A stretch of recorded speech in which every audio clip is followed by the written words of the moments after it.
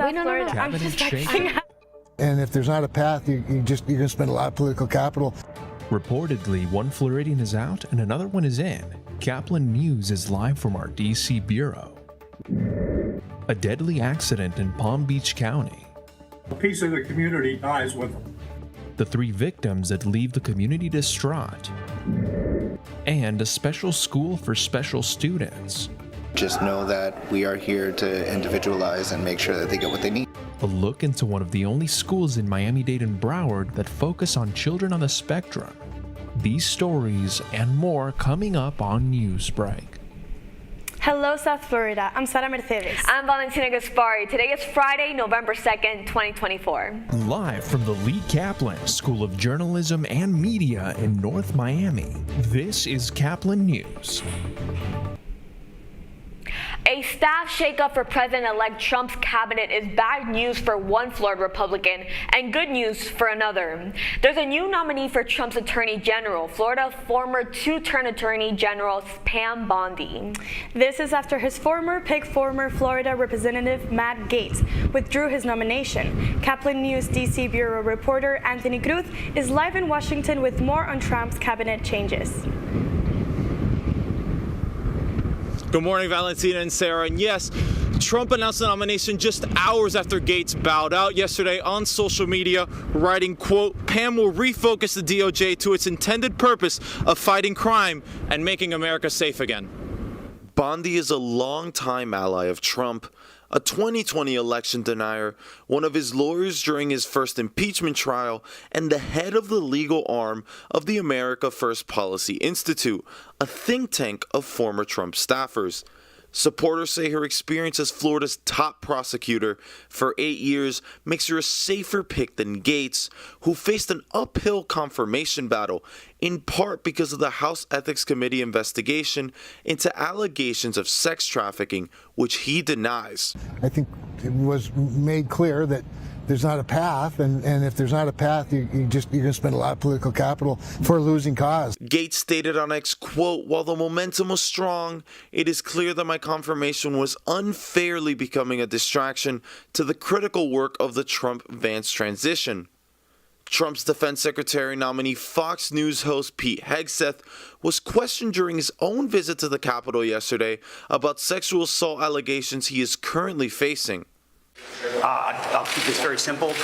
The matter was fully investigated, and I was completely cleared, and that's where I'm going to leave it. Thank you very much. A police report released Wednesday said Hegseth blocked the hotel room when the woman tried to leave and sexually assaulted her at a Republican conference in California in 2017, and some news outlets reported that he paid the woman an undisclosed sum of money as part of a settlement, which apparently caught the Trump transition team by surprise, as Hegseth did not tell them about the money. And regarding the future of Matt Gaetz, Republicans in the House Senate Committee on Wednesday blocked an effort to release the results of the ongoing investigation that they have on him, which many Senate Republicans said that they wanted to see before deciding whether to confirm him or not. Matt Gaetz did win re-election to serve the 119th Congress that will start in January, but he said in his resignation letter that he would not. However, if Senator Marco Rubio does end up becoming Trump's Secretary of State, there will be an open senator spot that Governor Ron DeSantis can appoint. Reporting for Kaplan News, live from Washington, D.C., I'm Anthony Cruz. Anthony, thank you. This morning, the Palm Beach County Sheriff's Office continues to mourn the losses of 2 fallen deputies following a deadly crash near Loxahatchee yesterday. Authorities say it was after being hit by a car while waiting for assistance. A 3rd deputy involved is fighting for his life. I'm sure that these deputies, not in their wildest dreams, thought that this was going to happen to them today. Sheriff Rick Bradshaw is talking about the tragic deaths of 2 seasoned deputies and another in critical condition following a wreck near Loxahatchee Thursday morning. A motorcade of SUV heading to the Palm Beach Sheriff's Office headquarters and hundreds of members gathering to honor the lives of 2 fallen officers, Corporal Luis Baez and Deputy Sheriff Ralph Waller. Another deputy, Ignacio Diaz, is in the ICU fighting for his life. Sheriff Bradshaw says these deputies were conducting traffic control along Southern Boulevard when one of their motorcycles broke down, all moving off the road. As they waited for help, that's when authorities say a female driver overcompensated and struck the men, throwing them into the air. First responders quickly taking the officers to the hospital. So, when a deputy dies, a piece of the community dies with them. It's tough. All 3 deputies have served in the motor unit for more than a decade. Sheriff Bradshaw says these heroes dedicated their lives to help and protect others. Sheriff Bradshaw says funeral services for Baez and Waller will take place next week. He also stresses the importance of Florida's Move Over law, which requires drivers to slow down and safely switch lanes when approaching emergency vehicles. Parents here in Florida under arrest. As WKMG's Molly Reed reports, it was after the attack of a school deputy. It's ultimately going to be up to the judge. The deputy tries to explain the civil citation process. Okay, yes, I am going to do, guess what, because I pay you salary. The parents, George Rivera, Dagmaria Ponte Iturino, and their son start to walk out of the deputy's office and into the hallway. One more time. When the mom pushes the deputy and the dad jumps in, hitting the deputy, stealing her taser, and hitting her again, knocking her to the ground. The school's principal holds the father back until the deputy can arrest him. The sheriff says the principal was struck by the taser during this. In training, if you lose your taser, you automatically transition to your firearm. So if you get a hold of a deputy's taser, you could almost expect to get shot. Thank God that's not what happened in those close grounds. This video shows Rivero and Iturino walking out in handcuffs. I cannot stress enough, a civil citation is not a criminal charge. There's no reason I got a deputy home with a concussion for something so trivial. It's just absolutely out of control. But it goes to show you what teachers and administrators are dealing with. You're dealing with out of control parents. Molly Reed, News 6. This morning, police in New Orleans are looking for gunmen involved in the city's second mass shooting in a single week. Gunfire erupted yesterday afternoon at a busy intersection in the French Quarter. Among the 4 people shot, a 27-year-old woman was killed. A 28-year-old man is in police custody. A different shooting happened on Sunday. In the most recent shooting, 2 more suspects are still on the run. The FBI has joined local law enforcement to identify suspects behind a string of burglaries targeting professional athletes. This comes after an NFL security alert warning players of organized groups targeting their homes. Recent victims include Kansas City Chiefs stars Patrick Mahomes and Travis Kelce. Players have been advised to take extra precautions to protect their property. A Hawaiian store got quite the surprise when a live snake was mailed to them. Staff spotted the 2-foot-long snake in a shipping container off Christmas trees at a store in Hilo last weekend. Upon sight, the workers immediately closed it and called the state's agricultural department, where officials identified it as a non-venomous gopher snake. Agriculture inspectors checked the containers of every Christmas tree for safety concerns, and no other snakes were found. Travelers this holiday season may expect delays due to critical shortages. The shortage is in air traffic controllers, or ATCs. Most of them are non-existent in the Northeast U.S. early this year. The FAA said it was short about 3,000 workers, but later said they met their yearly goal of hiring 1,800. The agency anticipates Thanksgiving Eve to be its busiest travel day, and that any delays in flights will be upheld to keep travelers safe. The Panthers fight to stay in first place as they place on the road in Chicago. That's still ahead, and so is this story. SPACS is community. SPACS is family. SPACS is any and everything that you can think of that anyone wants for a child with special needs.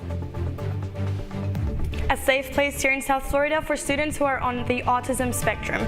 Newsbreak will be back in 2 minutes.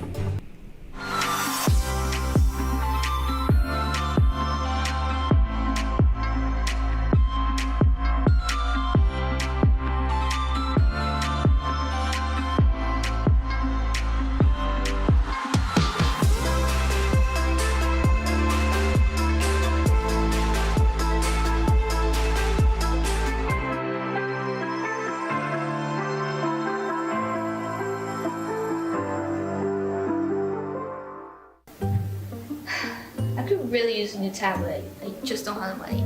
Let me ask you something. Do you have a Pell Grant? Yes? You do know you can get a free tablet, right?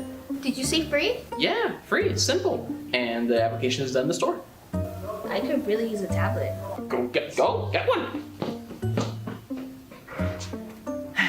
Another satisfied customer. Stop by Panther in the Graham Center at FIU MMC today to speak with one of our associates to get your free tablet. Type 2 diabetes can have a big impact on your life. But how can it be prevented? Well, the first step is knowing if you have something called prediabetes. Take the 1-minute risk test today at doihaveprediabetes.org.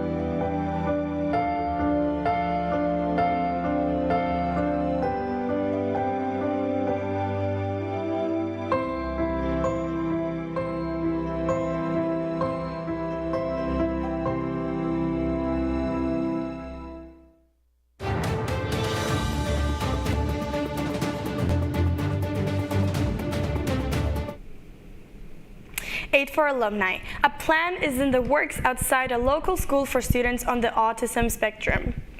The school located in Hialeah is an important resource for these students and their parents. As Kaplan's Adrian Laura reports, it's called SFAX, or South Florida Autism Charter School. Nestled in the Miami-Dade area, SFAX is a K-12 program that specializes in education and therapeutic services for its students in the autism spectrum.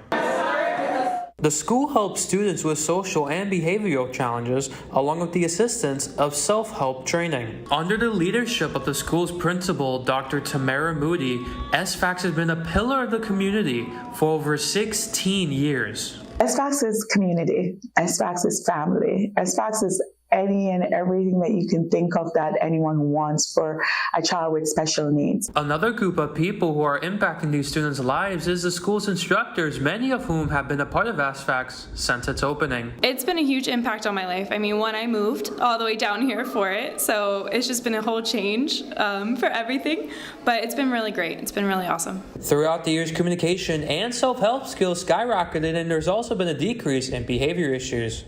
And plans are also underway to establish a center for graduates to continue learning and connecting. But day by day, SFAX continues to shine as a beacon of hope, of opportunity, empowering individuals with autism to thrive and succeed. We accept all kinds of autism. You know, autism is a big spectrum, and just know that we are here to individualize and make sure that they get what they need. Now the community is still growing and the center is still in development as we speak. But if you want more information about the school, or you want to register your child for the upcoming school year, simply go to sfax.org for more information. Reporting in Hialeah, for Kaplan News, I'm Agent Laura. The Florida Panthers' rocky road trip continues after coming up short against the Chicago Blackhawks. A Sam Reinhart goal made the game interesting, but the Cats turned ice cold. Chicago scored twice to hold off a late Florida push. The final score was Panthers 1, Chicago 3. The Panthers are back at home to face the Colorado Avalanche this Saturday at 6 p.m. You're watching Newsbreak, and we're coming right back.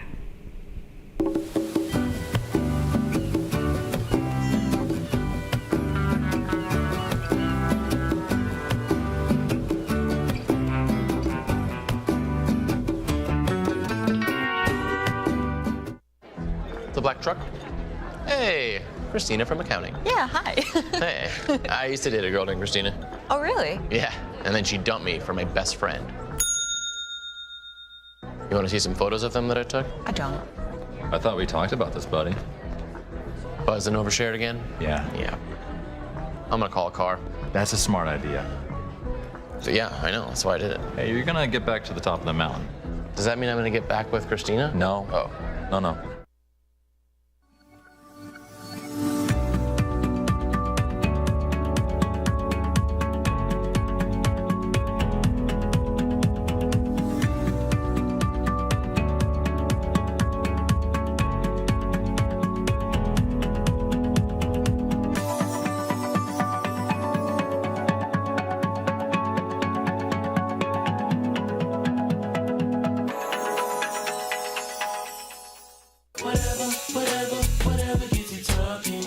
lot of ways to reach out to a friend about their mental health.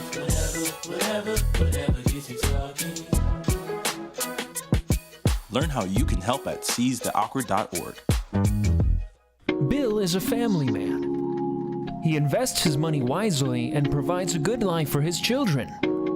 Just one problem. He often opens emails from senders he doesn't know, and his computer is not password protected. One day, Bill checked his bank account and 94% of malware attacks originate from emails. Don't be like Bill. Take your cybersecurity seriously. That's all the time we have for Newsbreak today. I'm Valentina Gaspari. I'm Sara Mercedes. Get more news anytime at kaplannews.fiu.edu.